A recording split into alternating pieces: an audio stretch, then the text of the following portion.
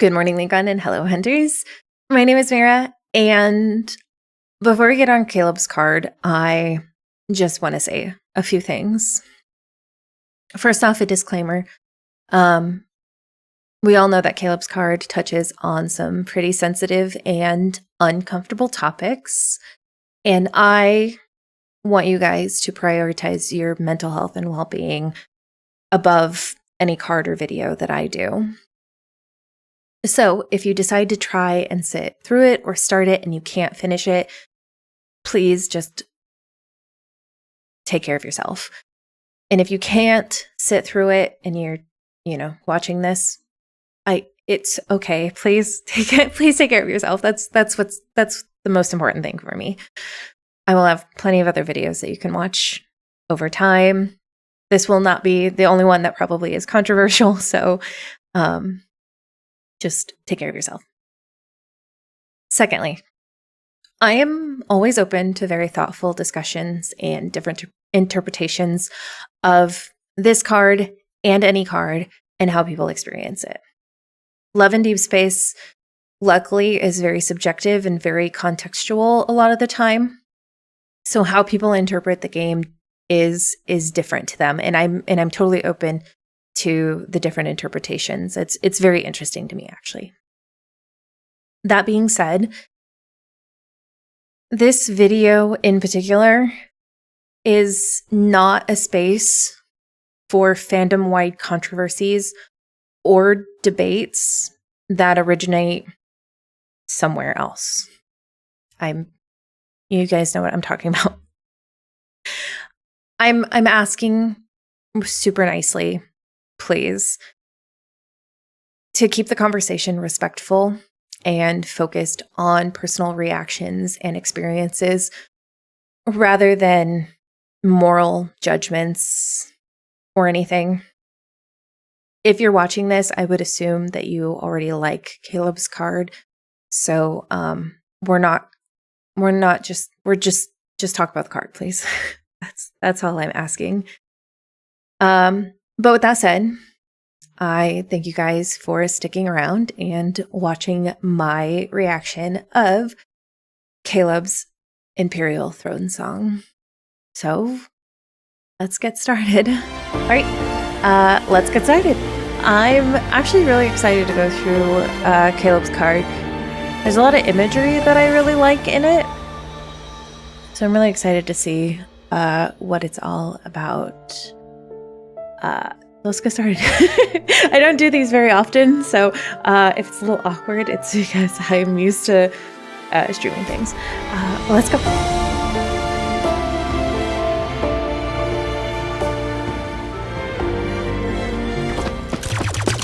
Ooh, we're starting off with action. Quick, seal the main bridge's blast door. Those Empire bastards have already taken control of the secondary command center. Did they self-censor? Send a message to the nearest starship immediately. High Marshal Taylor will... One of my Imperial guards takes down the last... Already starting with the early stuff. One of my Imperial guards takes down the last soldier standing outside the blast door. The Imperial Guard captain gives me a laser firearm, and I slowly rise it. I aim at the mechanical lock located at the center of the blast door.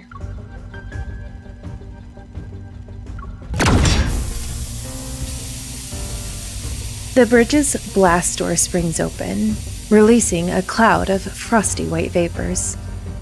Your Majesty, all Federation soldiers have been subdued.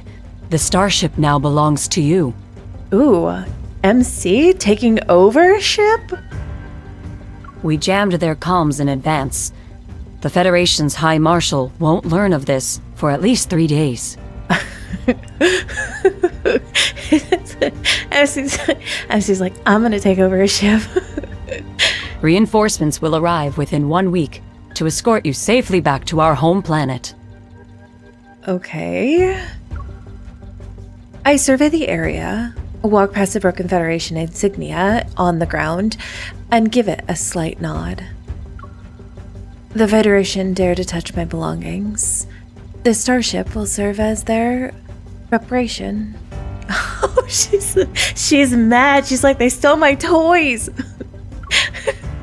2 weeks ago, I received the Empress's Roar, an Imperial transport ship. Had been seized by the Federation while passing through starport number 7.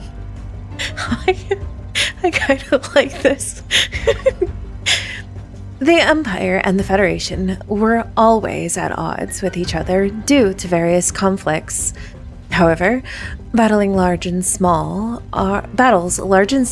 are commonplace. To blatantly overstep their jurisdiction within a starport in the neutral space zone was unmistakably a provocation. Not to mention, the Empress's Roar was carrying gifts from various overlords for my coronation.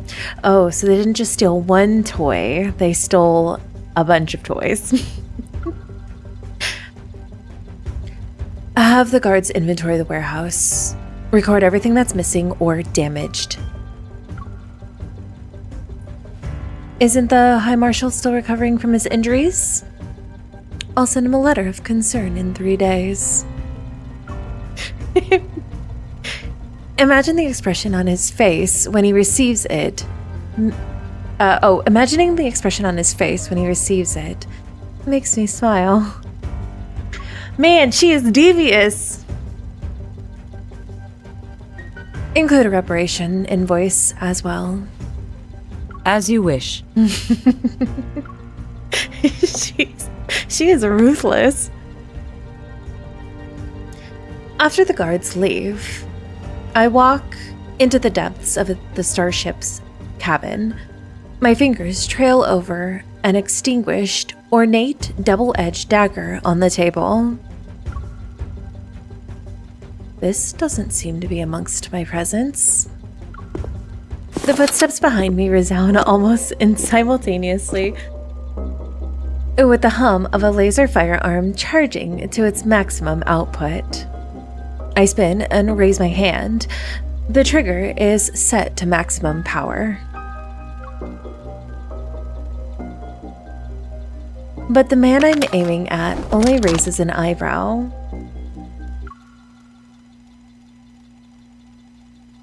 With a flick of his finger, the firearm traces 2 silver arcs in his palm.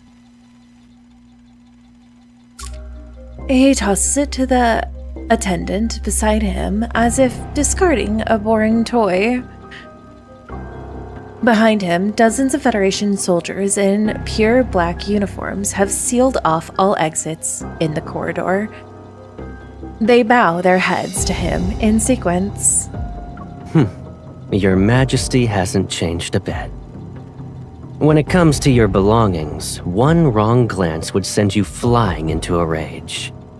You even made a trip to this remote galaxy. Well, then you shouldn't have stolen my toy. I was still playing with it. No wonder the starship's defenses were weak. I anticipated the Federation would have a backup plan, but I didn't expect Caleb to appear in person. The Imperial Guards still need time to form a counterattack. I need to stall him for now. The same can be said about you too, High Marshal. No? I heard you sustained minor injuries, but it looks as though you're all right. You rarely leave your Imperial planet, so of course I had to personally welcome you to make sure everything was all right. Caleb smiles as he raises his finger, and the Federation soldiers' weapons simultaneously turn to me. My baby sister.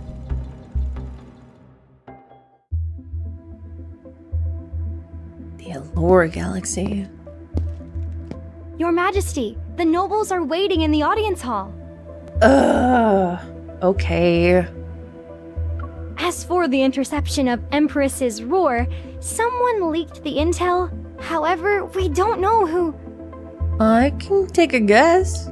I can guess. They're riled up and saying we must demand an explanation from the Federation. Why? The Empire and the Federation have been at war for centuries. We don't need an excuse. And the nobles don't want an explanation. They want to see a new ruler's position and capabilities. Ooh, MC is feeling a bit spicy in this one. A ray of sunlight falls on the flowers in the vase. I set down the stems in my hand and gesture for the maid to clean up the scattered leaves. They should pay the price for daring to target what's mine. I pause and recall the interstellar news report from a few days ago about the attack on the High Marshal in the capital. I'm afraid Caleb's life in the Federation isn't always as glorious and carefree as I thought it was. He most likely doesn't have the energy to manage Starport relation affairs at the moment. This is the perfect opportunity for me to take the initiative. I sit up and take the road my maid offers. The Nebulosia apples at Starport number 7 are in full bloom. Yes, I plan to visit them myself. Ooh, I kind of like this MC. Unfortunately, having a plan is one matter. But the changes brought about by Caleb's appearance are another story. More than 10 dots of laser sights appear around me. I face them head on and take 2 steps. Killing me would be easy. But did you think about how you'll handle the aftermath? Although I'm the Empire's Empress, there are plenty of potential errors to choose from once I die. I shrug, lower my weapon, and smile. My successor might not be interested in playing these childhood games with you. It was a joke, Your Majesty. Was it? Caleb waves his hand, and the guns behind him are immediately lowered. Traces of weapons smuggling appeared at the starport, and the Federation is assisting the Lorne Galaxy with its investigation. It's all for the sake of interstellar peace. Is it really, Caleb? Is it? If armed conflict were to break out, it would threaten the safety of shipping routes. Let's set aside the matter of peace. If the Lorne Galaxy sought help from the Federation, that would be a reasonable justification. As the shipping hub at the center of our known cosmos, its stability affects the interests of many galaxies. Those small gifts the overlords offered you might very well be destroyed in some transportation accident. If my toys are broken, we're gonna have a hard time, Caleb. Even Your Majesty, who owns the entire Empire, would feel that minor wound. Am I wrong? Since you know this, you shouldn't have interfered with my private transport spacecraft. You know very well I won't let this slide. Or are you saying you went through all the trouble just to lure me here for sightseeing? Caleb approaches me and picks up the double-edged dagger, but he makes no move to slide it back into the sheath at his side. It's been a long time since we last saw each other after your coronation. I missed you. I missed you is not going to cut it, Caleb. When he says the last word, his lips are almost pressed against my ear. Only I can hear a familiar hint of playfulness. My finger curls around the loaded laser firearm as I lower my gaze. Caleb is the person closest to me, but at this moment, he and the Federation are the Empire's greatest enemy. If I want to secure my position as Empress, I will inevitably cross swords with him. Oh. Oh, this must be the good and the... Okay, so we're gonna drop the weapon and feign sympathy. I drop my weapon and link arms with Caleb. My smile slowly widens. Regardless of what the future holds, this game-like power struggle has only just begun. I plan to savor it for a long time. I missed you too. Before I came here, I heard the Nebulesia apples bloom beautifully. Would you like to accompany me to see them? He puts his arm around me while sheathing the dagger. Good answer. I know the perfect spot. I imagine her just putting on this sickly sweet, just overly sweet happiness.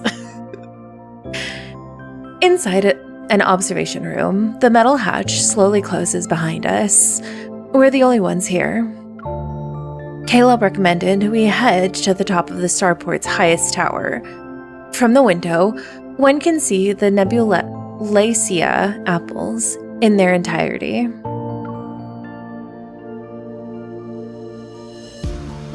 The attire of an empress suits you well. Weren't you threatening me with firearms earlier?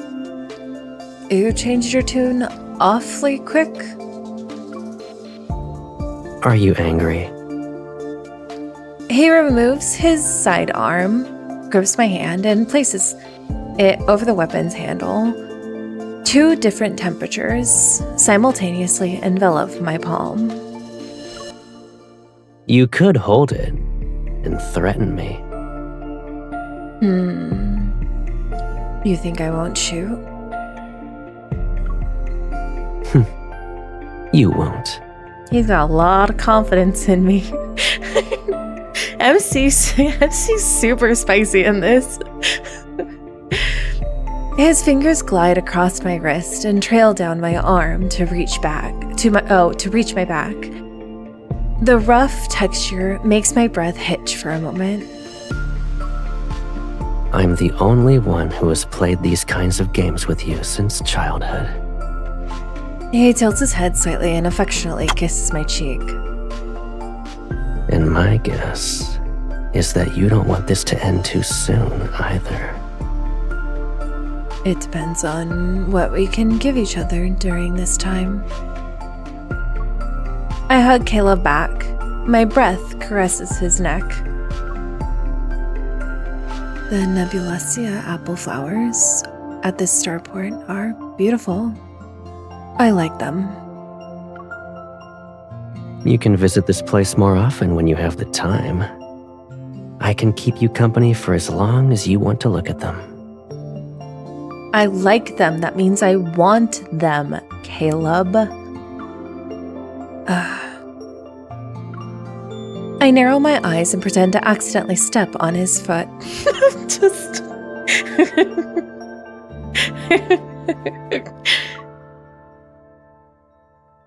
Oops. You've forgotten that what I like must belong to me. But as long as you let go, in time, I can let bygones be bygones. Maybe the relationship between the Federation and the Empire can be mended through us. However, it was never good to begin with. Caleb shows no signs of loosening his grip. Instead, he picks up a strand of my hair and twirls it around his finger. I know you well enough. You're upset because you didn't get the upper hand. I'm upset because you stole my starship, Caleb! Let's see. Another Imperial fleet should already be on its way here. If I withdraw my people from the starport now, I'm afraid what I'll face won't be your reconciliation. I might as well be caught in a pincer attack. I mean, you shouldn't have stolen my starship then if you knew that. I will give credit where credit is due. Caleb's voice actor is actually doing really good. He has been doing really well in the latest cards, and I'm super pleased with it. My thoughts have been exposed, so I cut to the chase. On behalf of the Empire, I can promise not to act against you, on the condition that you leave immediately. No words leave his mouth. Then he flicks the accessory on my cloak, which is embedded in the cryostalis he gave me.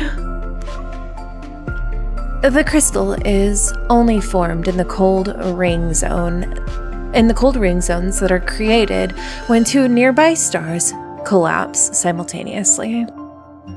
Despite being on the market, it's always been priceless.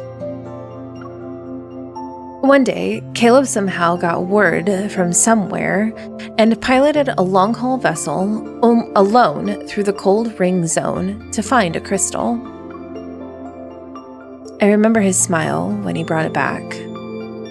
He said his job is to always bring me everything I want. But what if we want the same thing? How long will it take for your fleet to arrive? A week? My people only need 2 days.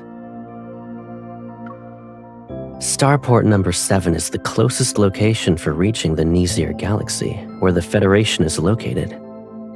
We must control it at all costs. No, you can't have it. If worst comes to worst, we'll destroy it. Oh God. It's still better than letting the Empire control it.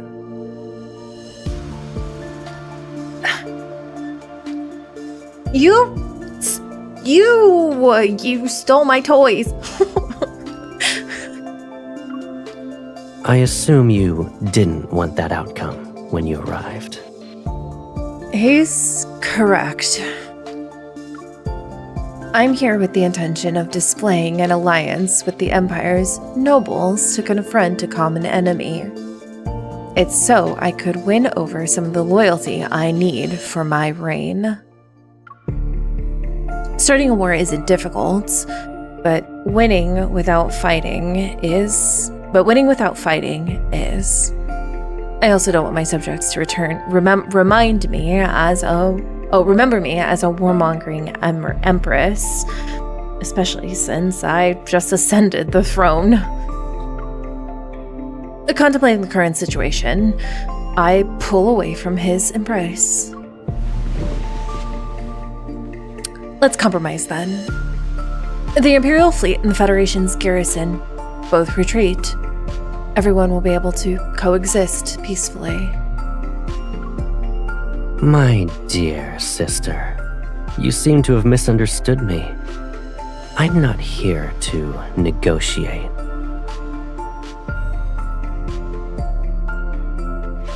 Okay. The Starport's viceroy submitted his resignation, and the Lorne Galaxy has accepted the new candidate who was recommended by the Federation. It was when we were viewing the flowers. What? Caleb.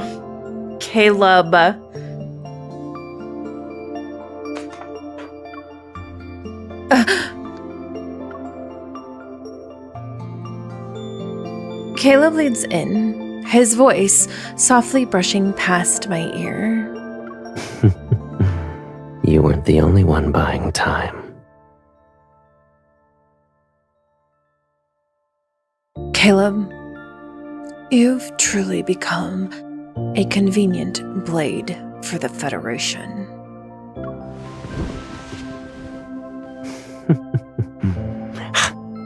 Oh, hello? That was... those little sounds kind of... It's kind of weird for me, but that's just a personal thing. That's not anything wrong with what he does. A dull pain spreads from the side of my neck. I reach out to push him away, but he catches my wrist first. Are you referring to this? You... How dare you? I struggle, and Caleb's arms tighten around me.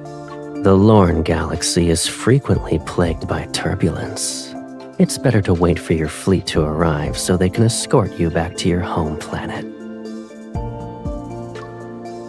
For the next few days, just relax and focus on catching up with me.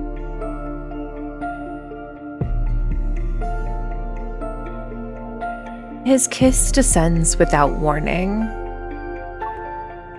Amidst the entanglement of lips and teeth, I bite his lower lip.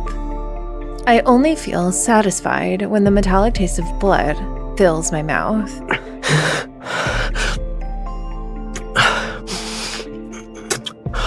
Good Caleb kisses.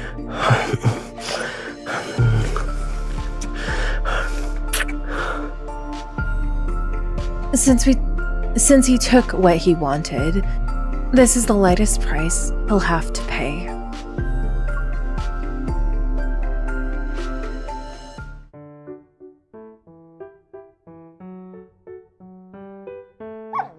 This is Her Majesty's favorite cloak. Let go! Oh no, it's a puppy. The vases! Protect Your Majesty's vases! Bring the cushions from the other rooms! Oh no, you maids are doing so great. I won't fire you this time, I promise. Shortly after the fleet escorted me back to my home planet, which is the Empire, Caleb's apology gift arrived. Currently, they're brazenly digging up the ground in my greenhouse garden while making incomprehensible, strange noises. They're chewing on the last Nebulasia apple. Nebulasia. Okay. Of course Caleb would give us a puppy. Your Majesty, this Biddapup has a stubborn, unruly temperament. I believe the High Marshal sent them here with ill intentions. Yeah, I do too. That's not anything new, Miss Secretary. Thank you for your... Why don't we send the creature to the Houndmaster? At least they will be taught some manners. I mean, do it. That's fine. That's unnecessary. I look at the chaotic state of the garden they're in, and I raise my hand to stop the Secretary from saying more. They're a mischievous pup who can't possibly tear down my palace. On my way back to the Empire, I came up with the rough beginnings of a plan for my retaliation. I just need an opportunity. The Interstellar Starfaring Summit is about to be held in the Empire. Caleb has to arrive as a representative of the Federation. His starship will encounter a small problem, which means he won't be able to arrive on time. He'll have no choice but to ask me for help. I'll have them guard my bedchamber. When their former master apologizes to me, they can help me deliver a message.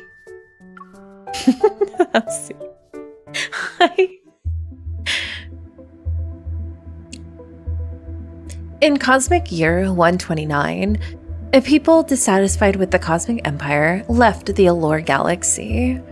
They announced they would establish their own nation in the Nizir Galaxy. Thus, the Glory Federation was born. the Federation opened its doors to all of the Empire's opponents.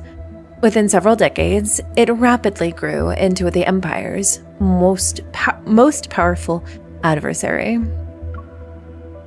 In Cosmic Year 150, the Empire formally declared war on the Federation. And so, for hundreds of years, the flames of conflict never ceased. Both sides claimed victories and defeats. But the two great galaxies always maintained a delicate balance. Neither could completely shake the other's foundation. In Cosmic Year 642, a young man who grew up in the Imperial Court voluntarily switched sides and went to the Federation to study. At the time, no one knew that this young man, who rose to the position of High Marshal in just 5 years, would change the entire cosmos. Excerpt from the Star's brief history.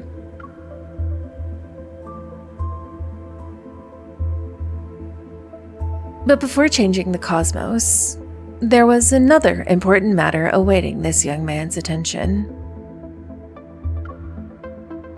His unexpected absence from last evening's summit, which had been held in the Empire, is the result of bidding on Lorne Galaxy's long-haul vessel. Ooh. Due to personal reasons, I will this regrettably be is absent for neat. Interstellar Starfaring Summit. This is a good design for doing like holograms. I like this. This is neat. I hereby extend my sincerest apologies to all participants and to the organizer of this conference, the Empress of the Cosmic Empire. Oh no, Caleb, you couldn't make it. Oh no.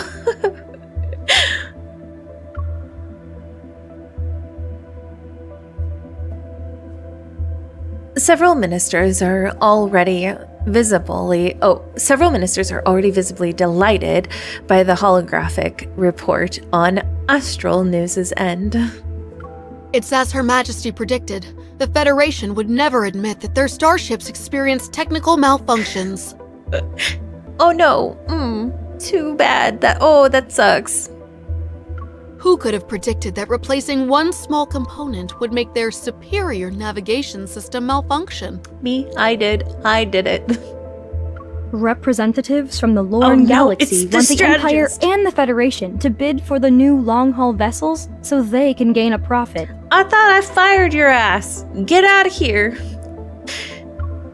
Since the Federation is absent, we predict we'll be able to save 100 million cosmic credits. Wow.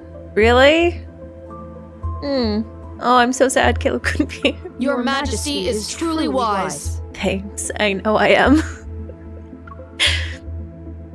In a good mood, I tapped the armrest of my throne while accepting the minister's flattery. Let's secure the Lorne's long-haul vessel, production line for the next 3 years before the Federation realizes what's happening. Caleb will get a taste of returning empty-handed this time. After everyone leaves, I reopen the news report from earlier and wave my hand to rewind it for several seconds. Then I take a screenshot. This obedient, apologetic expression is a rare sight. I'll send it to Caleb later so he can see it for himself.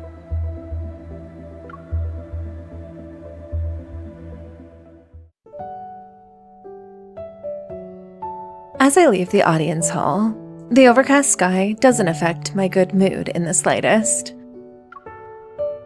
In the corridor, Teve, whose name was found inscribed on the inside of their collar, is enthusiastically chewing on their beloved toy. They happily bound over to my feet once they see me approaching.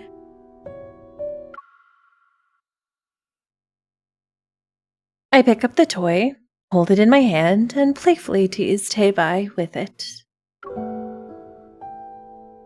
You're so well behaved. I'll give you an extra treat later. Their short tail is wagging even faster now.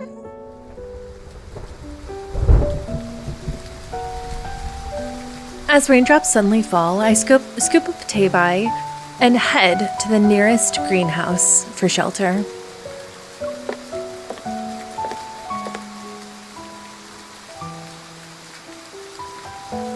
I love this background. This is one of my favorite backgrounds. The greenhouse has long since been renovated. Plants extend outward with their leaves to release this season's distinctive fragrance. Subconsciously, I make my way around to the flower wall. Sure enough, I spot that familiar white bench. It looks exactly the same as before. Back then, Caleb and I would often whisper here.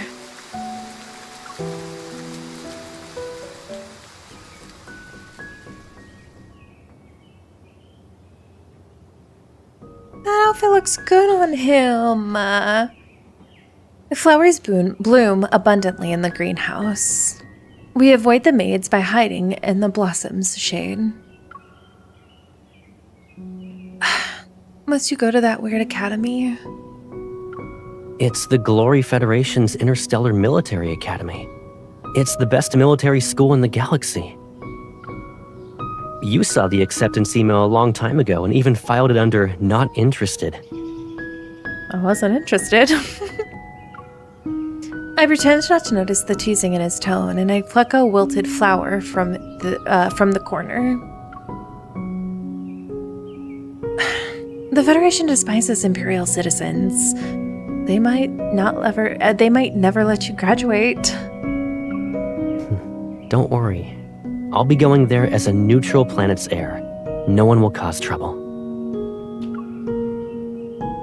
But if you go to the Federation, you'll have to start over. Starting from scratch to reach the position of High Marshal sounds exciting, though.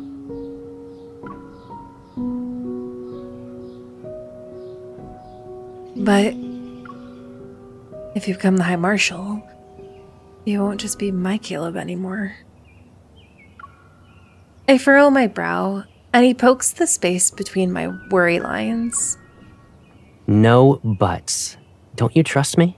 No. When you're the Empress and I'm the High Marshal, we can change the current relationship between the Empire and the Federation. Well, we aren't doing that, are we?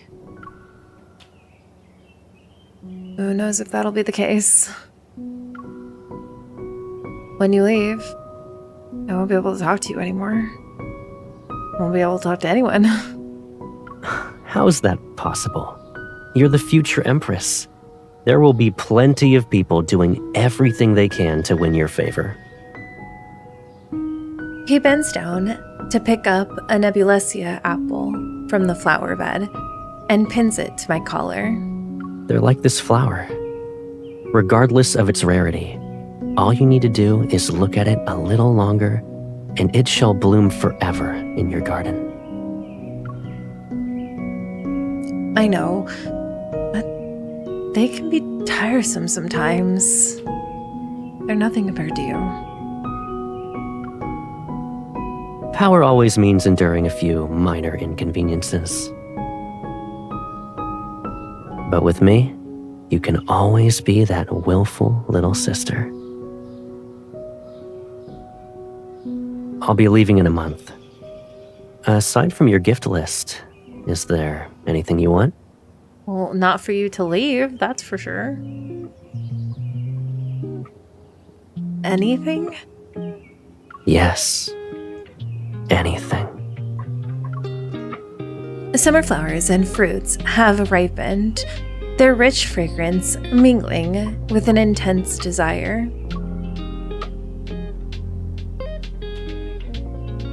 Before you leave, please satisfy me. I tilt my head up and kiss his lips for the first time. Back then, I had no idea what I wanted to taste.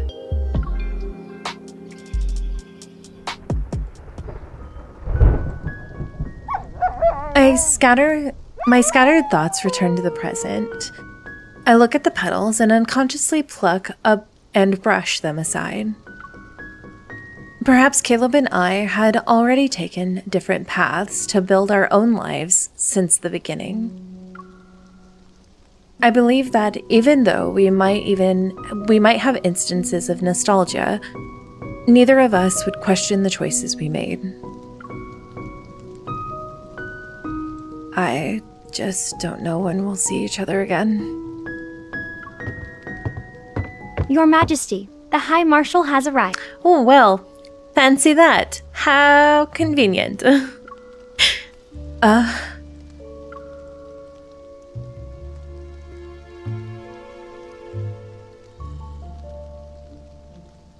Somehow, Caleb has arrived in the Empire before the Interstellar Starfaring Summit ended.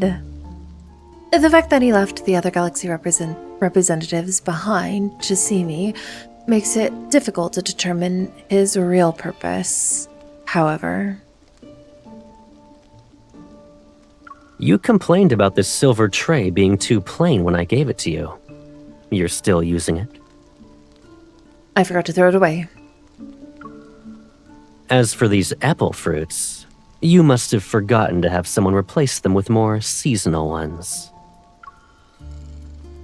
They're just fruits. If you like them, you can take some back. The High Marshal is still insistent on visiting the Empire, even though the Interstellar Starfaring Summit is about to end.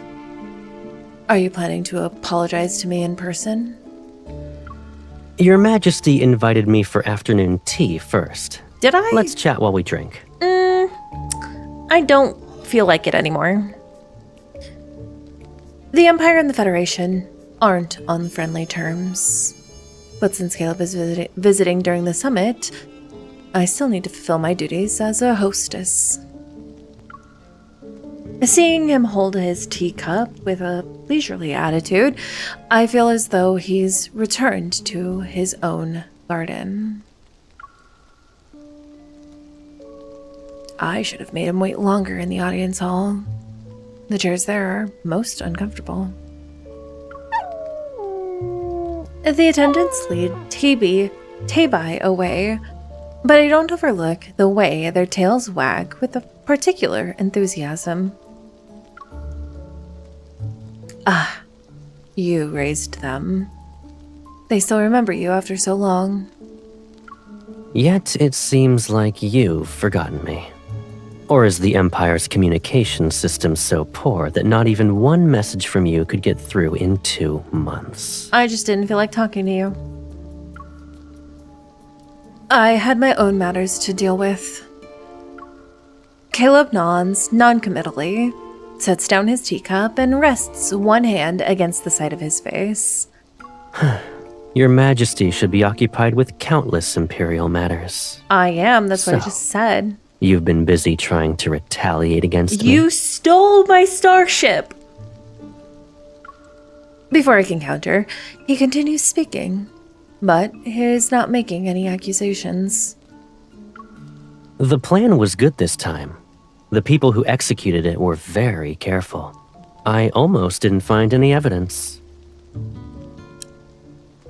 I'm going to fire whoever failed this time. Was it the strategist? It was probably the But if you strategist. had been a bit more ruthless... Oh, I can be more ruthless. I will destroy your ship next time. I could have been the first High Marshal to get lost and die in magnetic field turbulence due to a navigation system failure. Oh no. Darn it. I pick up a pastry and feign the perfect amount of surprise.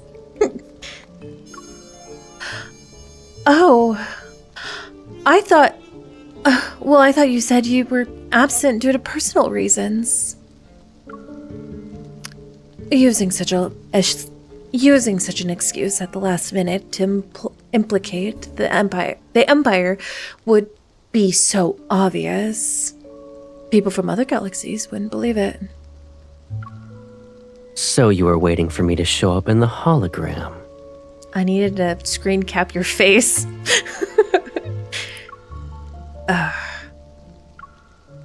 I took some time to get here, but fortunately, it could wait. Like a magician, he produces a bouquet of flowers. I'm stunned.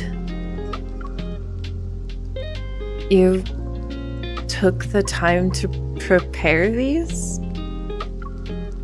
I was already late, so I figured showing up later would be more to your liking. Fashionably late. That's not what I wanted. The familiar floral fragrance drifts past us. Despite our current circumstances, it stirs distant memories and softens my heart. When you and I lived in the Empire, we used to butt heads over all sorts of things. You were younger, and I spoiled you. During those moments when you were in the wrong, sometimes I'd say you had a point. You never apologized, and I didn't have time to coax you out of your sulking episodes. I would never apologize. But it's clear that neither of us could live without the other.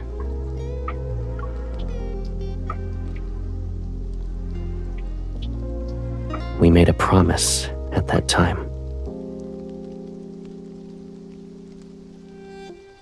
Whenever one of us wanted to make up for the other, we'd place a flower at that person's pillow. The person who receives the flower must forgive the other before it wilts. That's kind of cute, actually. I'm here because I wanted to know if this promise still holds true. And whether the Federation and the Empire we represent might Caleb. still have a chance for cooperation. You can't stop. Why did you stop? No, I'm gonna go back to pouting now. Although I'm surprised, I only raise my eyebrow and signal for him to continue. The Federation and the Empire have been mired in conflicts where survival itself was at stake. But after hundreds of years, this struggle has long since become a pointless habit. From minor clashes to wars, each one consumes finite resources while others prosper. It's not as if I haven't considered the matters he speaks of. The tension between the Empire and the Federation stems from more people maneuvering beneath the surface. They create a turbulent undercurrent that never stops. But if going with the flow takes the least effort, why should I position myself as a reef? Since there will always be those who profit from conflict, any attempt for collaboration would face significant resistance. I don't necessarily have to oppose you, but I also don't want to invite trouble. If you let war fester, will it be easier for you to be the Empress? Don't forget that I defeated the ruler before you, who ultimately became the Empire's discarded pawn. Caleb continues, speaking in a measured, persuasive manner, but I detect a hint of something suspicious. You're confident you can defeat me. Why are you actively proposing cooperation? The Empire has many heirs, but only you are my baby sister. Why wouldn't I favor you?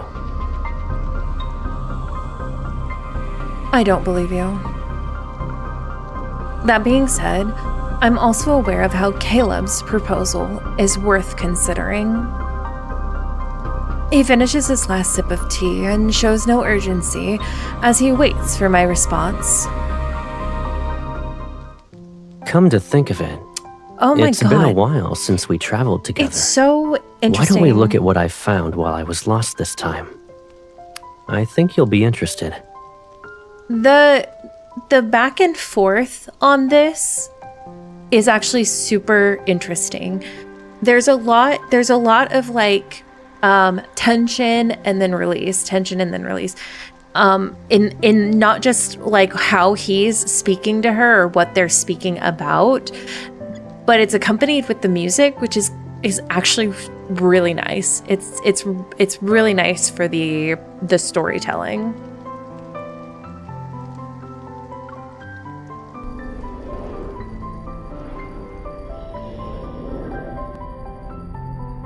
The long-haul vessel cuts through the edge of the cosmos and traverses the star clusters and multiple warp points before arriving at the outermost edge of the Lorne galaxy. Interstellar dust gradually increases during the latter half of the journey. Caleb steers with precision to avoid countless obstacles.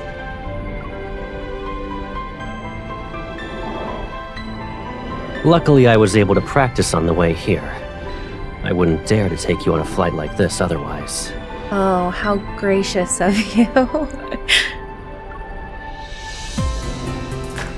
I think it gave you the perfect opportunity to show off your piloting skills in front of your subordinates.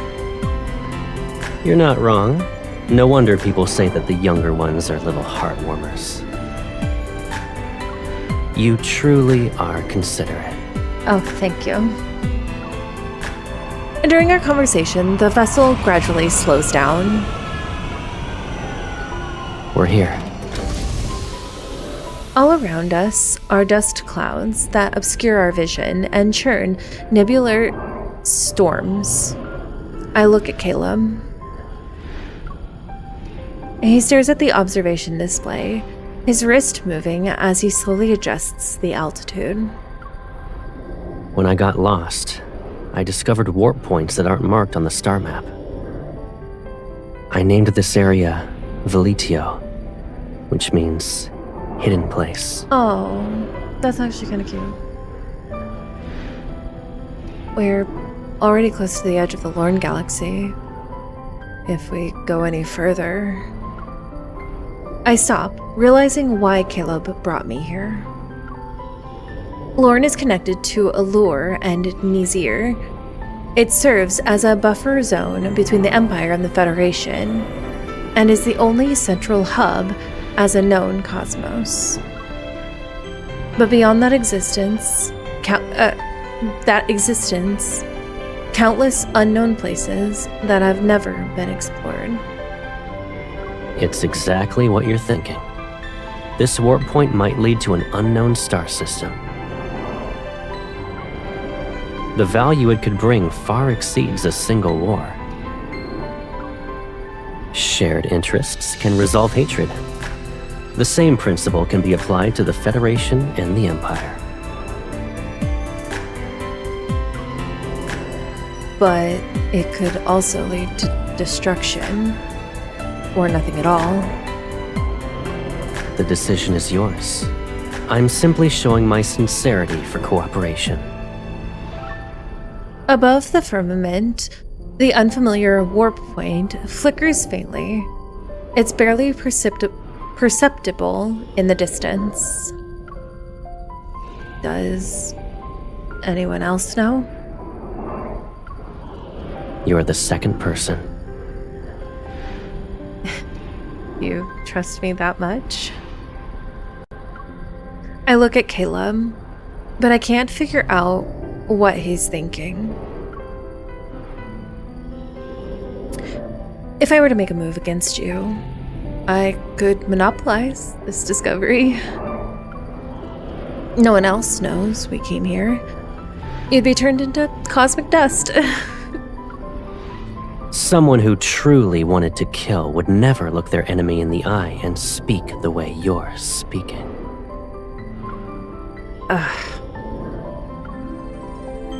I need to think about this.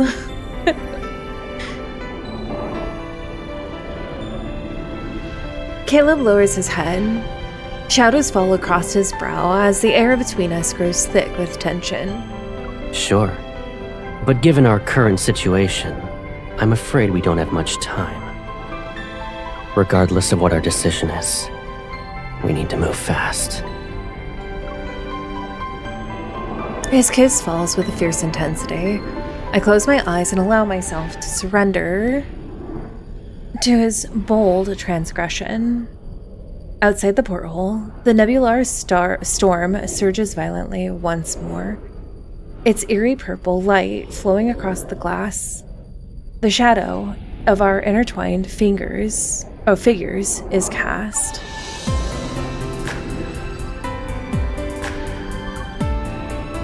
There are many reasons that bind us together, but when they're weighed on a scale, our mutual interests outweigh everything else.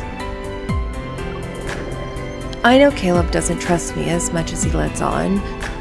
Then again, neither do I.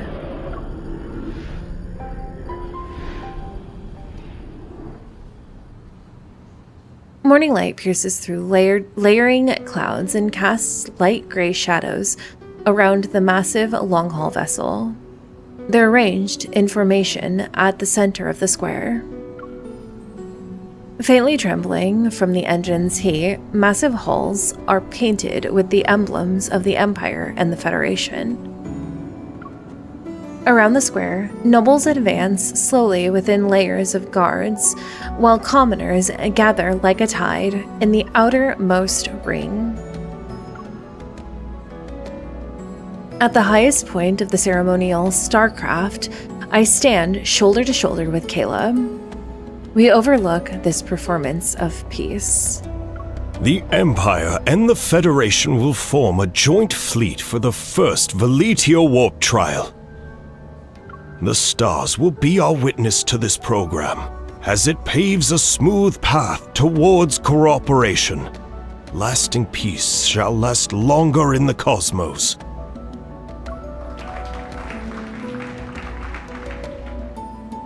I gaze at the nobles below, whose expressions are filled with the most doubt. Then I look at Caleb, who's beside me. After returning from that trip, I firmly considered his suggestion. He proposed that we could use Starport Number 7 as a springboard to conduct a stable warp drill consisting of a joint escort. It would allow us to test whether the Veletio? They just said it and I can't remember. is stable while rooting out a few troublemakers who are working behind the scenes. Your Majesty, High Marshal, please complete the ceremony. It would be my pleasure. I'm just about to step forward when Caleb holds out his hand. Shall we do this together? Guess.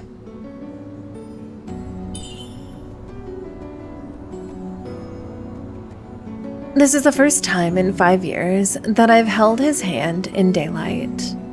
His warmth travels through our fingers. It's so comforting that it leaves me in a daze. Meanwhile, the scepter I hold remains cold as always. That's actually pretty good imagery. I like that. I liked that a lot, actually. I liked the implications behind his warm hand and the cold scepter and the meaning behind that.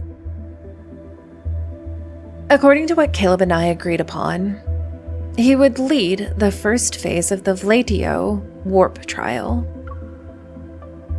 He'll establish an observation center at Starport Number 7 and use the brand new warp point to dispatch fleets in the batches. Yet before the first fleet could even depart, the Empire's agents planted at the starport reported bad news. I didn't expect the Federation to act so quickly. It's only been a few days since they stationed themselves at Starport Number 7. Really? And You they've already didn't? found an excuse to form a blockade around the area. Really? You didn't. Really? We didn't see this coming? Who do I have to fire this time? Our people and long-haul vessel are still being detained. Communications have been cut off as well. He even They detained almost my kept us people. in the dark. He stole my toys. He's taken my friends. Caleb, we're gonna have issues. The Federation can't be trusted. I still We have never the should have entertained strategist. the idea of cooperating with them. You're fired for not being more convincing this time. We've lost 10 of our newest spacecraft. What? I'm somewhat prepared for the obstacles this plan would encounter, but everything happened so fast that it's catching people off guard. I rub my brow and question whether Caleb would make such a short-sighted decision. I mean, he did. He obviously did. Perhaps I'm unwilling to admit that my desire to believe in him is greater than I previously thought. But everything in the cosmos is constantly changing. The Empire can still afford to pay the price. However, the Federation didn't just offend the Empire. The Lorne Galaxy won't tolerate their repeated provocations. Rapidly calculating the current situation in my mind, the highest priority is to withdraw before public opinion turns against us. Fortunately, I have a backup plan. Stick to the original plan. I will announce that I'm recovering from an illness to temporarily avoid the spotlight. As for the joint fleet, it's time to let the Lorne Galaxy know the deployment details around Valetio. The Federation broke the agreement first, so they can't blame us for muddying the waters.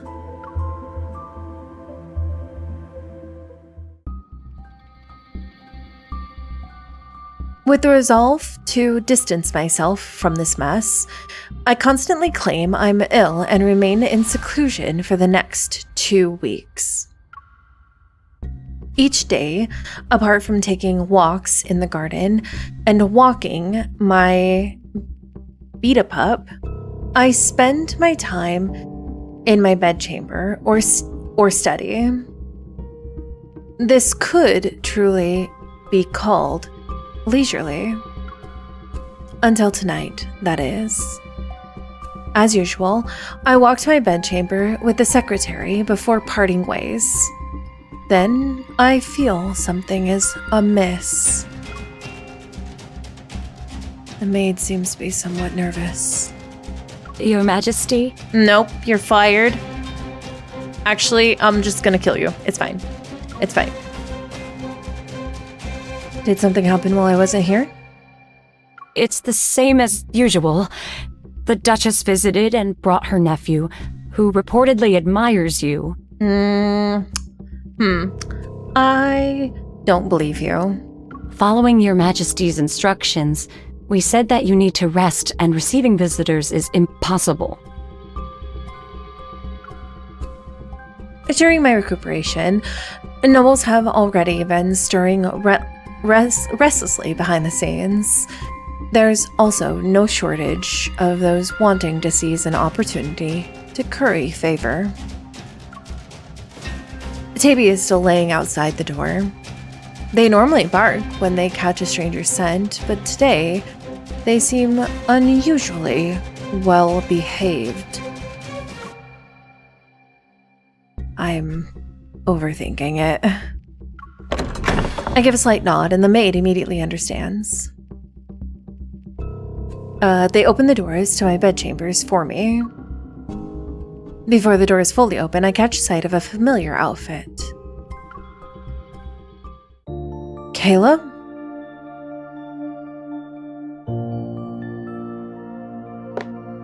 I quickly walk into my bedchamber and dismiss all maids.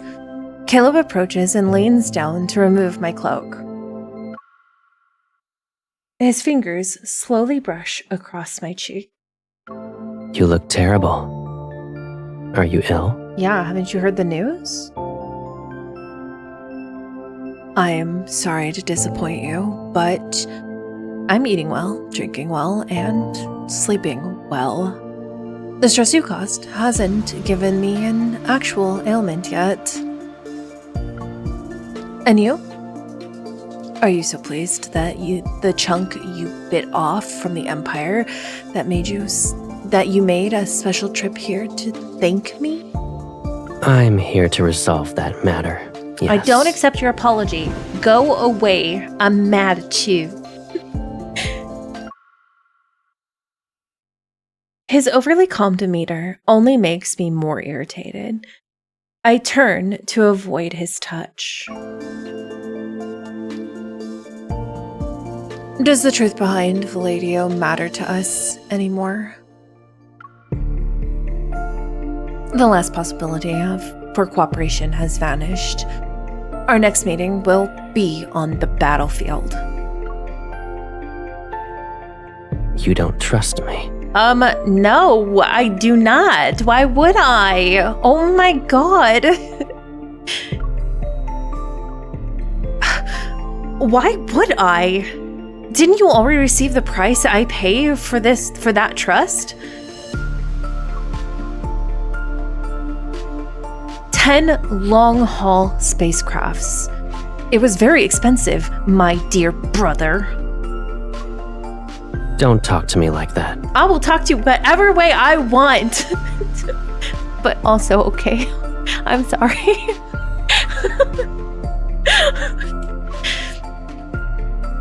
Caleb, I am the Empress of the Cosmic Empire. You're the one who can't address me so casually. Don't get mad I'll at me. give you an explanation. You can decide whether or not you believe it. I'm not going to believe you. You've already backstabbed me. Thank you. I'll be more cautious next time, especially when matters involving you are involved. People are like this sometimes. They know their words are irrational, yet they're unable to stop themselves from saying them. Boy, isn't that a thing I'm familiar with? I thought tonight would end on a sour note, but Caleb stays silent for a moment before looking outside. I'm your brother. Don't always assume the worst of me. At some point, it starts raining again. The pitter-patter creates a delicate rhythm against the window frame. There are no other sounds. I turn away, avoiding his gaze that shines with a new emotion. Forget it. I'm not in the mood to play games with you. You'd rather play with another man. Woohoo! Hello?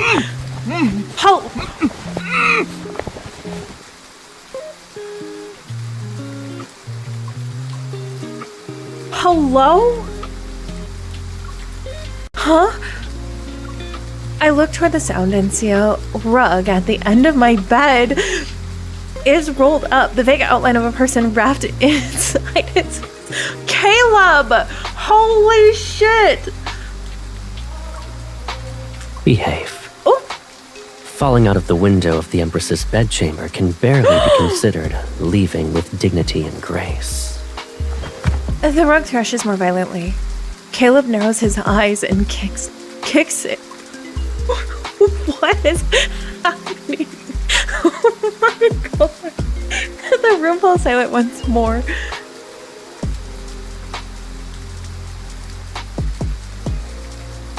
That was harsh. No. You're worried about him? Don't touch me. He grips my chin and forces me to meet his gaze. We don't even talk. Oh, why are you concerned about nothing? I'll send him back later. He went through quite the effort to touch the Empress's bed. And you're going to return him without even giving him a glance? Caleb, I cannot help when there is a token icky man in my bedchamber. It happens more often than I'd like to admit at this point.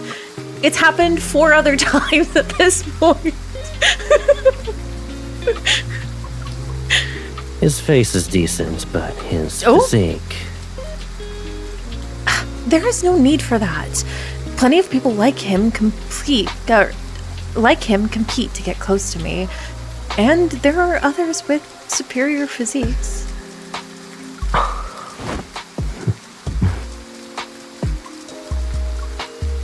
A low chuckle brushes past my ear as he suddenly grips my wrist. I crash into his chest. It seems you've been living comfortably during your recovery. Caleb, I'm not doing anything. I can't. It's not my fault that Tokaniki Man come to my bedroom, okay? Isn't it my turn now? Ew. The sarcasm that doesn't escape is crushed between lips and teeth. His kiss descends like a sudden downpour. Can we get the Tokaniki guy out of the room first, please?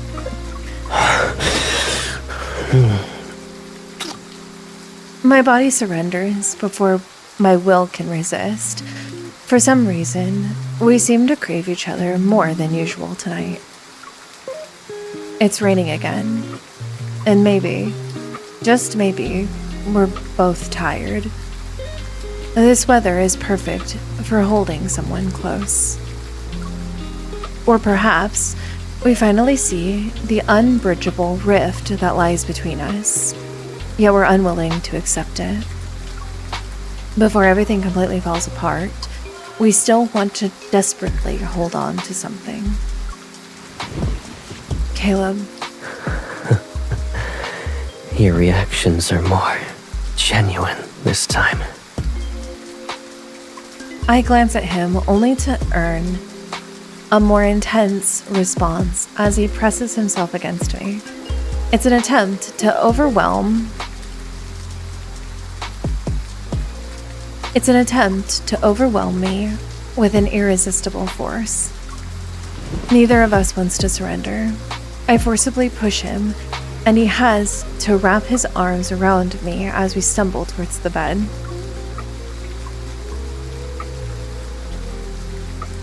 Ooh, this got spicy.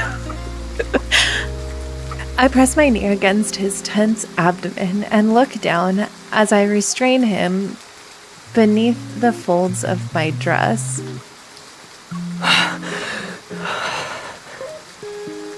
He holds my waist as he kisses trails down my chest.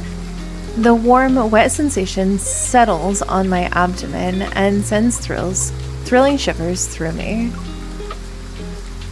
And we've embraced each other like this countless times before, where our bodies are intimately entwined, and yet our hearts beat on opposite sides of an unreachable chasm.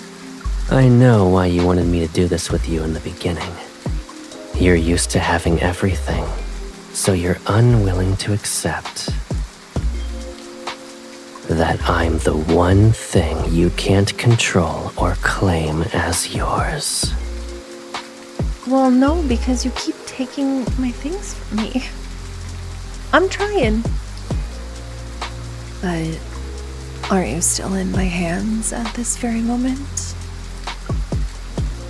I release my grip on Caleb's hand and let my fingers trail down from his Adam's apple. My movements carry a hint of this teasing he excels at. A certain thought that has always lingered is about to surface. It's the simplest method, and it could solve all of our issues. If I were to capture you and immediately imprison you, without you as their High Marshal, the Federation won't be a threat to the Empire for very long. That would work, I suppose. I think they underestimate, or they they have this problem of not understanding what it means to be a prisoner. But what would Caleb be to you when he's stripped of his status as the Federation's High Marshal?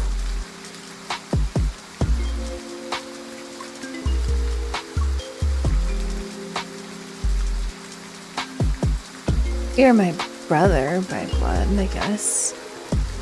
And my natural-born enemy. As long as you bear the name Caleb, I will never feel at ease when I sit on my throne. I'll give you a new identity. Abandon your past and stay where I can see you every day. For example, my bedchamber is the perfect spot. You want me to be your secret lover. A mere shadow that no one remembers. Names and identities are nothing more than pieces of cloth. I mean, then we won't have to fight Even if anymore. you strip them from me, you still won't be able to truly trust me. His hand glides along my waist before finally clasping my wrist as he pulls me into his embrace once more. Isn't this our current situation? It's a reminder. My Caleb isn't a bird that can be caged in a greenhouse garden. He's someone I can never control. I was talking about myself. This is still the easiest method. My fingers dangerously wrap themselves around his neck and shake it. You want to turn my head into one of your trophies. If I let our circumstances develop naturally, maybe you'll get a chance. When that time comes, make sure you're the one who kills me. This is also my promise to you. All right. In his eyes, I see myself wearing the same complex smile that's on his face.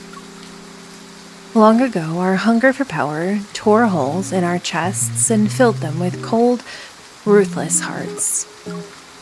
Caleb and I are prisoners of our hearts, and our hearts' lack of mercy. We're merely puppets who are controlled and deceived by them. But perhaps we can still do one thing. One tiny act of resistance. Let's leave future matters to the future.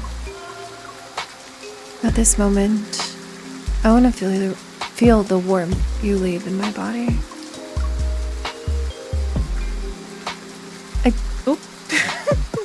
I was shocked by that last line.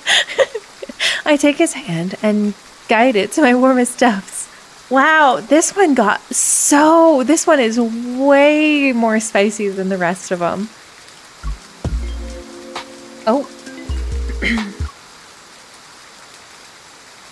As long as we have it to prevent us from being too cold, that's enough. When we embrace, he seemingly wants to embed himself into my very being.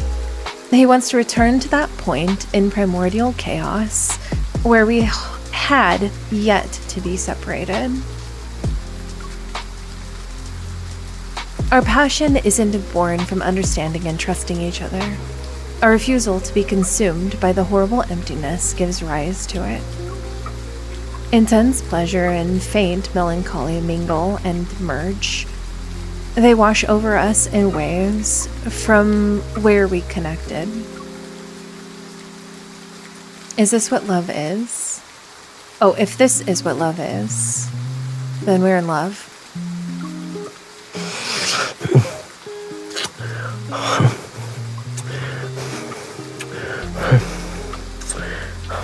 They are hungry for each other. You are mine. We've always belonged to each other.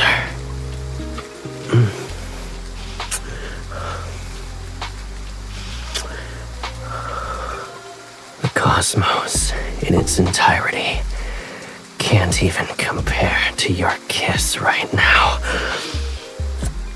My tongue catches something salty and bitter. Are these my tears? It turns out even tears of joy are still astringent. But does it matter? I've already kissed him. Ooh. That got real good. That was very... I say good, and what I mean is they always do such a great job with the literary verbiage in this game. And while that was very, very spicy, I will agree, and that was the wording that they use between MC and Caleb in particular has always been very poetic. I mean, all of the guys are kind of all poetic, but there's something, I wish I knew the correct word. I wish I was on stream so you guys could, like, suss out what I'm trying to say. But it's just, maybe it's the fact that it feels so forbidden that it feels more poetic. I don't know if that makes sense. The Federation has betrayed us and taken control of multiple starports in the Lorne galaxy. We know their next target is the Empire.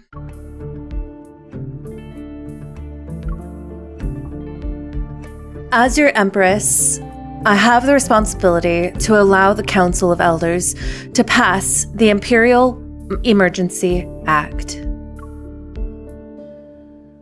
This is not a declaration of war. It's to ensure we won't be caught off guard when the crisis truly arrives. On the holographic screen, today's speech, in which I announced my recovery and return, plays repeatedly. I gaze at the figure speaking eloquently in the video. Yet my thoughts turn to a person who's at the other end of the galaxy. After we parted ways that day, Caleb cleaned up the aftermath at Starport number 7 by himself. I don't know what he did, but even the Lorne galaxy was pacified. The Empire's spacecrafts were returned. Caleb packaged this crisis as my victory, and it even earned me a considerable amount of admiration from the nobles. This is his explanation to me, and perhaps the reason I might be able to trust him again. However, we know the cosmos that's about to be ignited cannot be doused by droplets of water. The communication device rings, interrupting my thoughts. It better not be Caleb. Get out of here, bitch. How have you been? Not bad, but not great either. You? Same. I saw Taby had torn up your precious garden last time. There was dirt everywhere. I sent a fresh batch of Nebulasia apples. They'll arrive in a couple of days. I hope they can survive a little longer under Taby's teeth this time. Speaking of which, they managed to chew an entire lace trim into my bedchamber's curtains. Do you want to see the photo? Sure. Don't spoil them too much, though. I don't do that. When they're not being mischievous, they're actually adorable.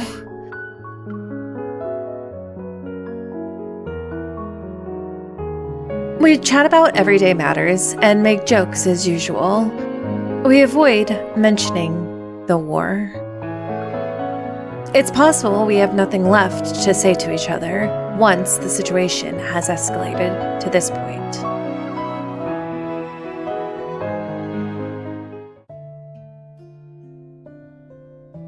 Two days after the umpteenth border scuffle between the Empire and the Federation, the Nebulasia apples that Caleb sent bloom. Petting Taby, I sit on the bench in the greenhouse garden. This is a rare moment of peace. Suddenly, hurried footsteps resound outside the garden. I turn and see the serious expression on my secretary's face. Majesty, we have an emergency. Did Caleb steal my spaceship again? There was an explosion in Starport Number 7's transit zone. The Federation Caleb claims blew the starship up? involved bears markings of a transit authorized by the Empire. I don't believe it. It's a traitor. The sound of rushing water echoes in my ears again, and I see myself drifting downstream toward the only direction available to me once more. The nobles are already waiting for you in the audience hall. Let's go. I pat Taby's fluffy head and stand up to leave. Clutching a flower, they roll around on the grass. Their tail wags as cheerfully as always.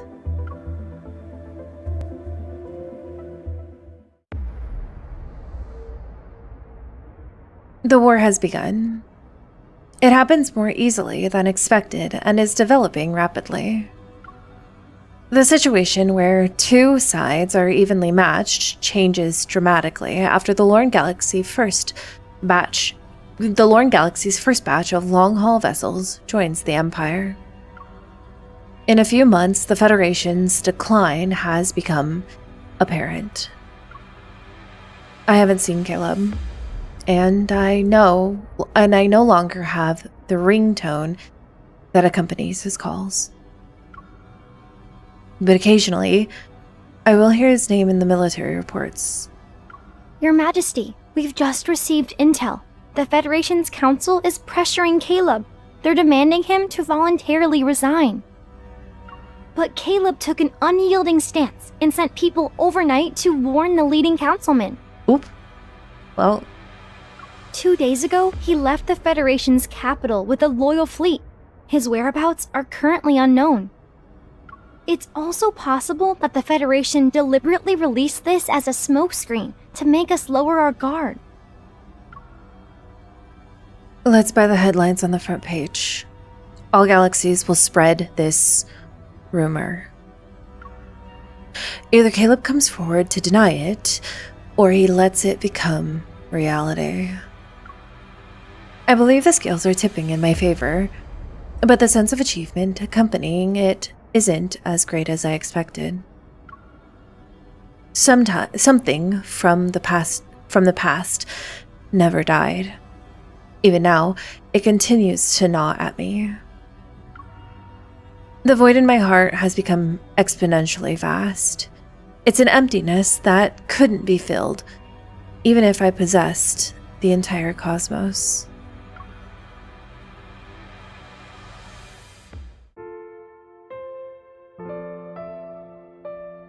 After ending another deployment meeting, I return alone to my bedchambers and fall into a deep sleep. In my dream, an indigo wasteland stretches across the cosmic dust. Something older than memory summons me. I raise my head and see the moonlight outlining a familiar figure.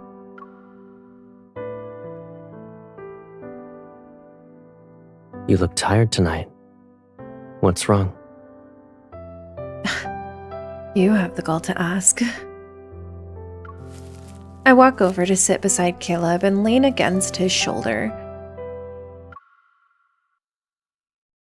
Like when we were children, I feel an unexpected softness. Fortunately, this is a dream. I wouldn't be able to lean on you otherwise. I'll always protect you whenever you want to lean on me.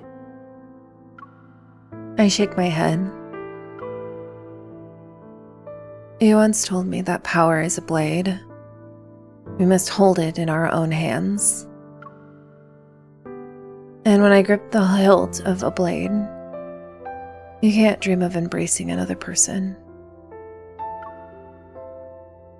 Using a blade is easy. You'll always point the sharp end toward your enemies. But your current enemy is me.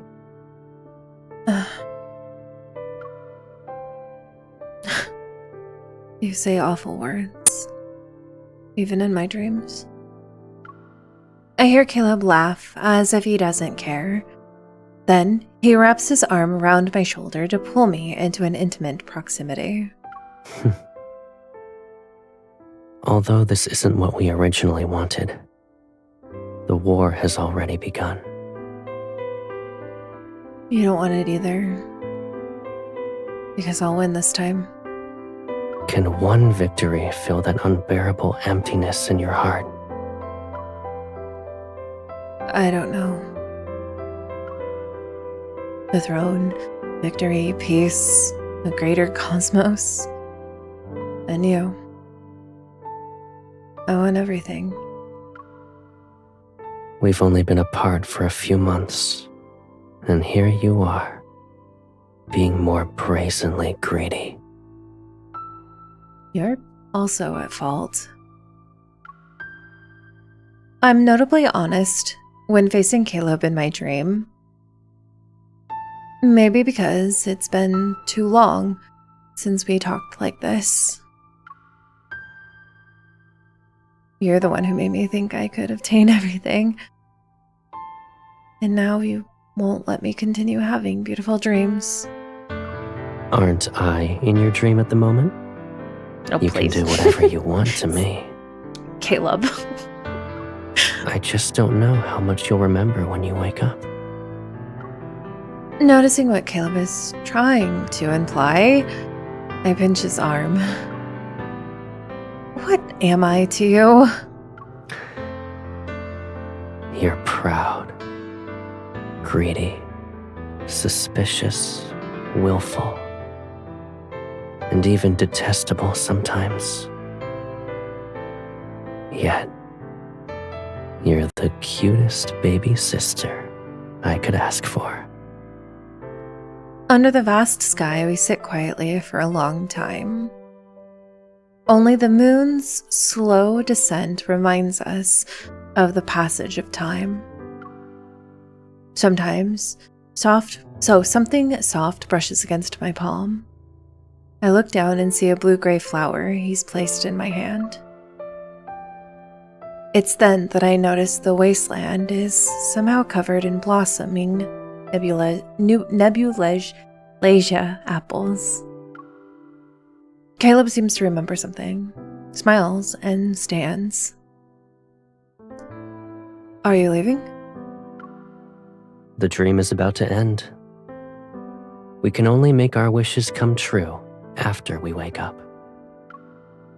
Your wishes... I don't even think I know what they are. It doesn't look like he'll say more.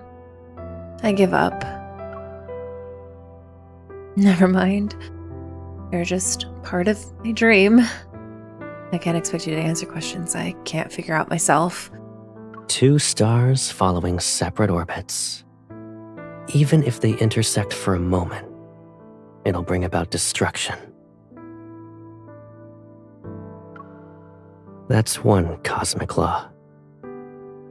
But it's possible that after seeking and embracing each other for eons, their attraction might not necessarily be for mutual destruction. I'm still trying to make sense of his cryptic words when he turns around. He walks towards the edge of the wasteland where the moon has fallen. I want to catch up with Caleb, but I step onto empty air and rapidly fall. Before my consciousness drifts away, I hear his voice again. It's more distant. Aren't you curious about my wishes? I want the rules of this cosmos to change according to my will.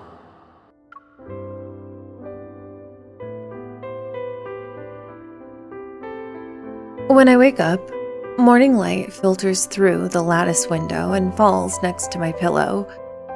Looking at my empty hands, I feel disoriented. It seems someone only once gently, tenderly held them for a long time. Even now, warmth still lingers.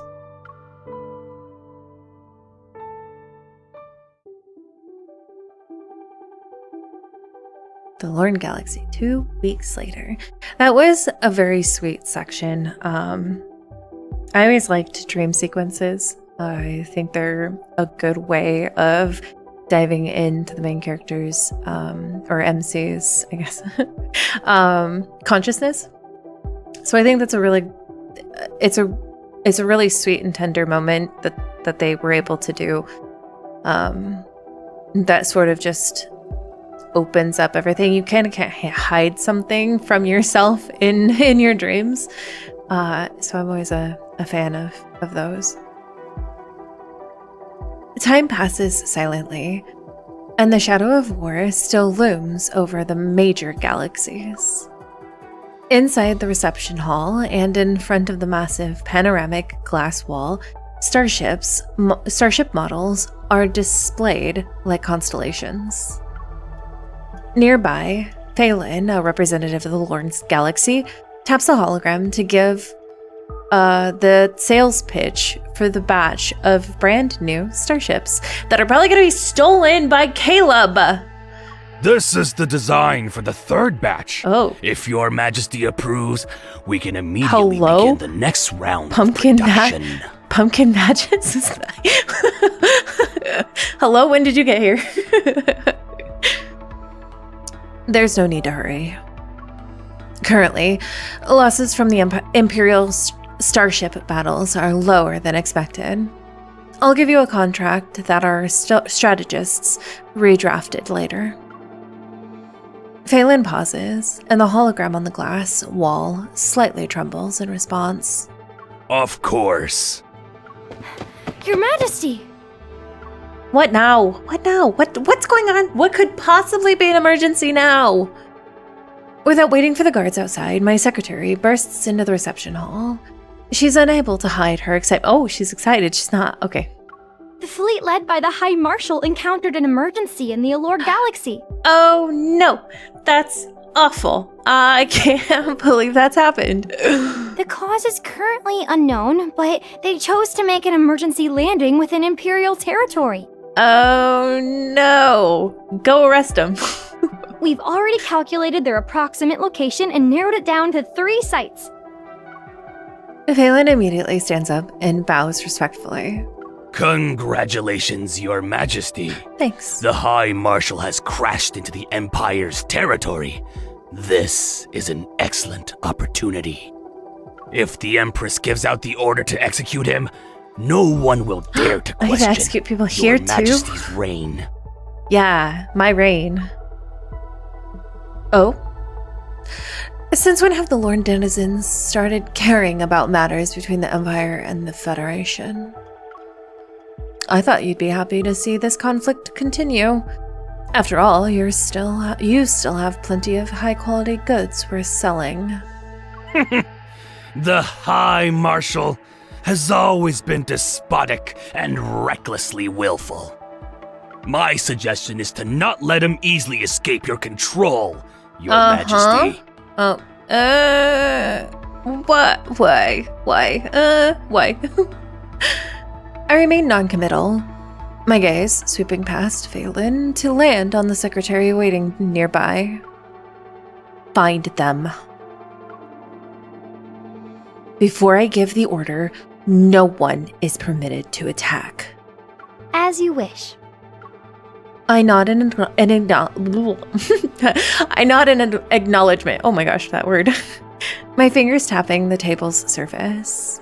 Out of the corner of my eye, I catch a fleeting shadow of displeasure across Phelan's face. Are you the next token icky guy?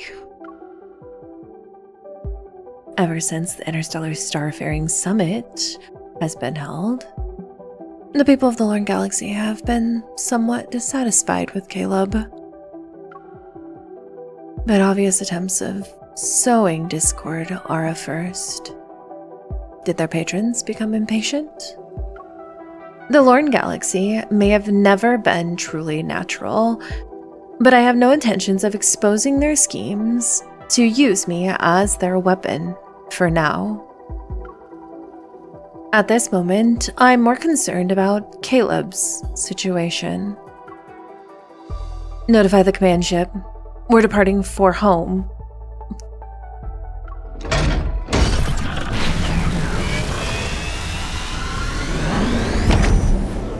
The command ship traverses through the dark cosmos. Stars streak past at light speed, as if the entire world is disappearing behind me. I think I have too many things to ask him after 6 months. In what capacity should I meet you this time?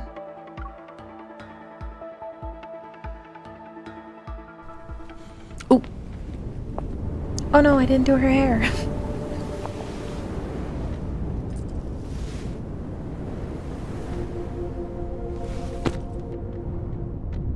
Go find him. The Federation is dead. The star will only remember one person's name. Give up, dear brother.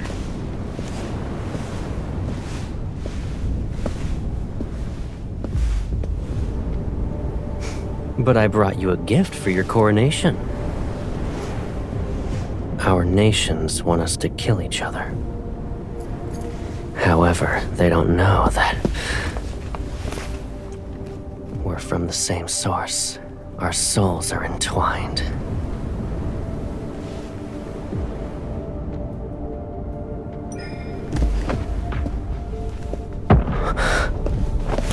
The animation is so good. In all of these, the animation has been really, really good. That little flick of her, like, lapel thing was... it's... Oh, you could feel the attitude off of him. It's so good. Caleb! You may have ambition, but haven't lost conscience. Oh god, that's okay. But seriously, like, there's no denying that was kind of hot.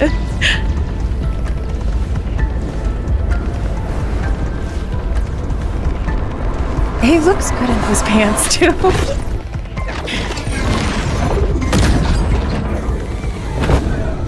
Sealing their own fate. I have to. Caleb's Now then, power in let us this is discuss so the terms cool. for a ceasefire. No. Oh, I shouldn't have.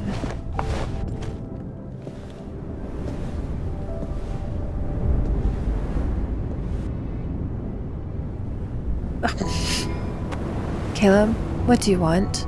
You. Oh, well, at least he's honest. But after tomorrow, you won't belong to just me anymore.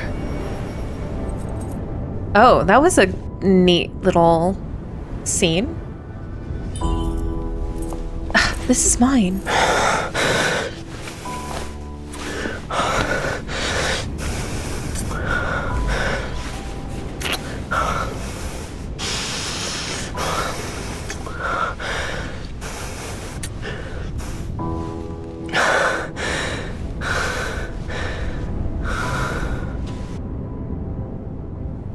Suppress him?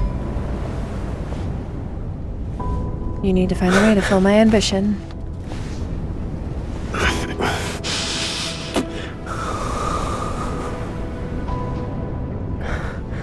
Then let's make this our solemn vow. We'll forge our shackles anew.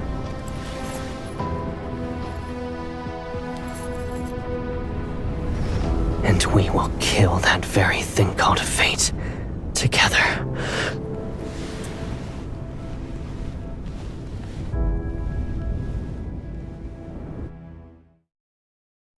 All of the Kindles in this are so good. They're so good, though. On the throne, Caleb and I rest in each other's embrace. The dust has settled, and only wisps of smoke rise above parts of the ruin. Imperial generals have regained control of the situation, and it's not hard to track down the forces that tried to sabotage our negotiations.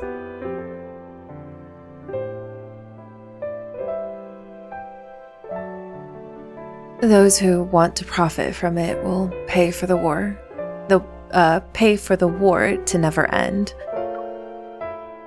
It's not just Lorne, though. The Empire and the Federation have no shortage of such people. They're only more covert about it. Exactly. Too bad they picked the wrong targets. No matter how hard they try, it won't work. Caleb rotates his wrist and spreads out several encrypted documents. He taps them, and a series of terms appears in the air. Raising an eyebrow, I lean in to get a good look at the documents. Phelan drafted them and added enticing language and generous terms. Oh, so they even promised you Lorne's entire shipbuilding capacity for the next 10 years. You weren't tempted? Isn't it because I already have the ally whom I want the most? I had no choice but to turn them down.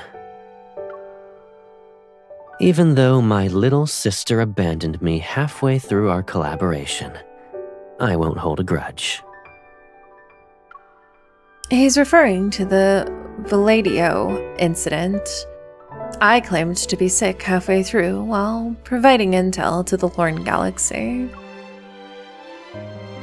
I suppose I caused him some trouble at the time, but that's in the past now. There's nothing we can't discuss. I couldn't have guessed you detected someone was planning to bomb the starport, so you decided to strike first. In any case, the situation was unclear at the time. I wouldn't put my crown at risk. I figured as much. I did visit you as soon as I stabilized the situation. You did the same thing tonight. His expression, free of accusation, stirs a sense of guilt that's been dormant for a long time. I gently link my arm with his. Be honest, did you think you might die if I hadn't arrived on time? What if the other people pursued you? Persuaded me. There we go. What if the others persuaded me, and I decided to kill you? He doesn't answer my question. He only lowers his head. Do you remember the warp point, Valitio? And the plan we created? I still believe it can change certain established rules and lead us to a different future. What do you think, Your Majesty?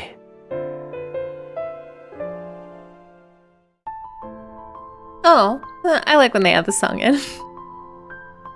The Empire and the Federation have reached a consensus and renewed the Centennial Mutual Assistance Treaty. The exploration plan regarding Valitio will also be resubmitted for deliberation by the Noble Assembly and the Federation's Council. Your Majesty, High Marshal, you may place your hands here.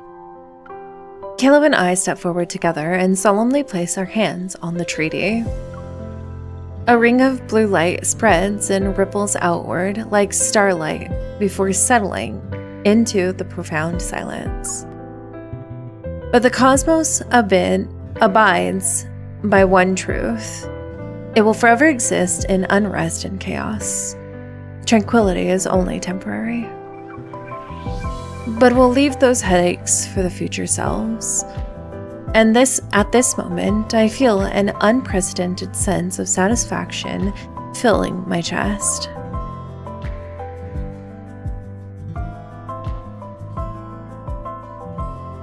Doesn't this feel like we're exchanging vows? If I had known, I would have prepared rings. If we exchanged vows, the old guard in the Empire would throw more than just one tantrum. Oh, well, yeah, that's true. This is just a treaty. Do you care about that? Maybe we'll never be able to stand beside each other in such a way. His voice is quiet, yet it's clear. It feels as if he's whispering directly into my ear. Ever since I was little, I've always accomplished what I set my mind to. Once I've chosen a path, I'll see it through to the end. It doesn't matter how impossible it seems. And when you kissed me for the first time, I was happy. I'm lucky that I have a sweet baby sister. Her heart is just like mine. Ever since then, I've never felt lonely. Oh.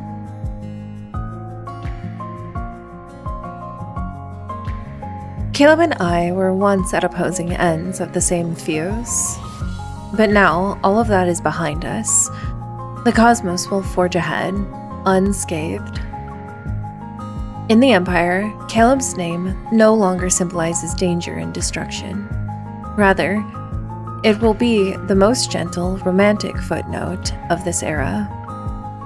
Caleb, the Federation's High Marshal, the Empress's big brother, former enemy, and long life beloved, second only to the Cosmic Empire.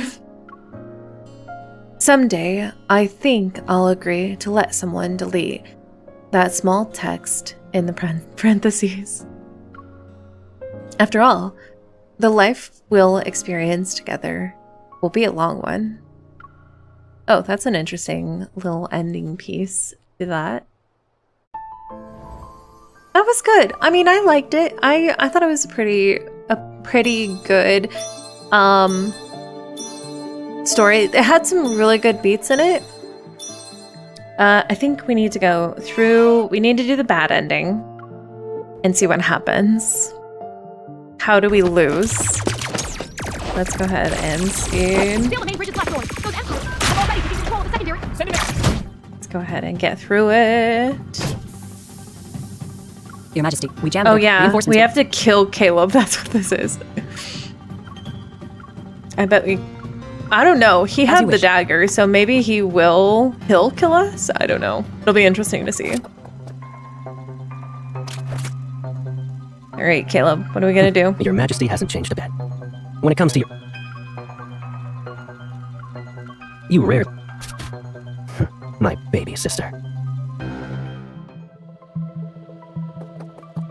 Come on. As for Yep. their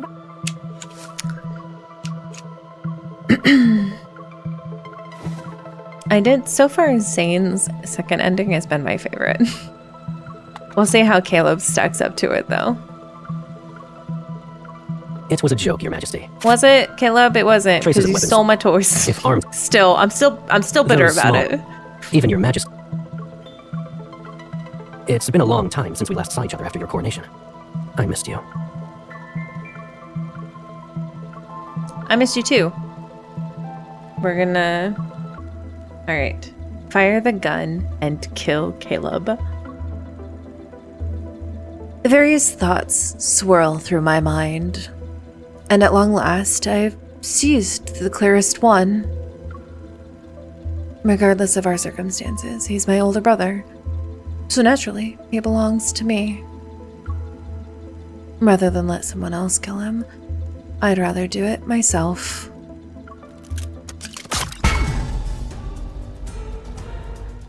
Oh no. Oh. The laser firearm's barrel is knocked away just before the beam is fired. It grazes Caleb's shoulder and strikes the porthole behind him. With an expressionless face, he sheaths his dagger and glances at where his blade cut me. I thought you'd be more interested in catching up. No, obviously not. The wound isn't deep. In fact, it's more of a warning. I press down on my wrist to stop the bleeding. Caleb raises his arm. The Federation's soldiers, who aimed at me again, have received the signal to step back. They clear a path for me. He's gonna let me go? Take your roar and leave. Oh! I won't give you a warning next time. Oh no, we've made him very angry.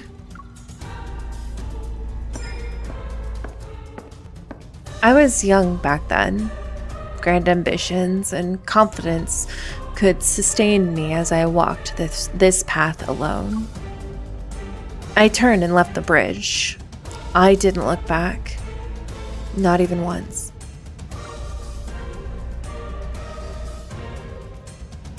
War broke out once more. It wasn't any different from the wars between the Empire and the Federation over the past hundreds of years. Caleb and I, at distant ends of the cosmos, live and die in futility. The heavens can only eternally spin in vain. In cosmic year 649, the meeting between the Empire's Empress Mira and Caleb, leader of the Federation, ultimately ended in discord. They once grew up together in the Imperial Court. Separated, they rose to power in two great galaxies to create their own era of prosperity. But as they ruled, they accumulated grievances between the Empire and the Federation, and the Federation failed to be the accumulated grievances between the Empire and the Federation failed to be resolved and worsened. They spent their entire lives restraining each other. They never achieved reconciliation. Excerpt from The Star's Brief History. Oh, that one wasn't as good as Ainsman. Oh, you're welcome, Caleb. Oh, I got the fire embrace too. What a secret times to get.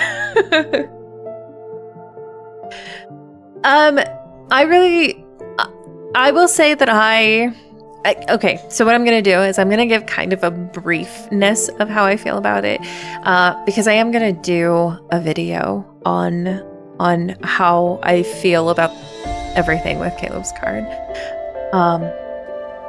Did I like the card? Yes. I thought the card was well done as far as pacing goes. Character development, I really liked the tug and pull between Caleb and MC. I really liked MC in this, actually. I think aside from Caleb, MC was really brutal in this, and she's been kind of brutal in all of them. But I've really enjoyed the fact that they've been that in this one particularly, she was a little on the brutal side. I liked it. I like seeing MC on that side. But were there things in this card that I don't know how to say it. Were there things in this card that didn't enhance the storytelling? Yes, absolutely. There were things in here that I definitely felt were kind of strange as far as how it was told. Again, I will be going probably more in depth with this in the video that I'm going to put out about this card in particular. One of my sit down videos. Overall, it was a pretty good card. I saw what they were doing with it. I saw where they were going with it. But the execution, there was a few weird things in the execution. But we did it. We got through Caleb's Imperial Thronesong. As I stated earlier, let me know down in the comments what your original experience was with the card. This is not a place to debate. So I'm asking again to just please, we're not debating any of the controversies that are outside of this environment. I just would like to know how you guys, what your interpretation of the card was, how you guys felt about the card when you were going through it. Maybe some of your favorite parts, some of the parts that you thought could have improvement, but keep an open mind.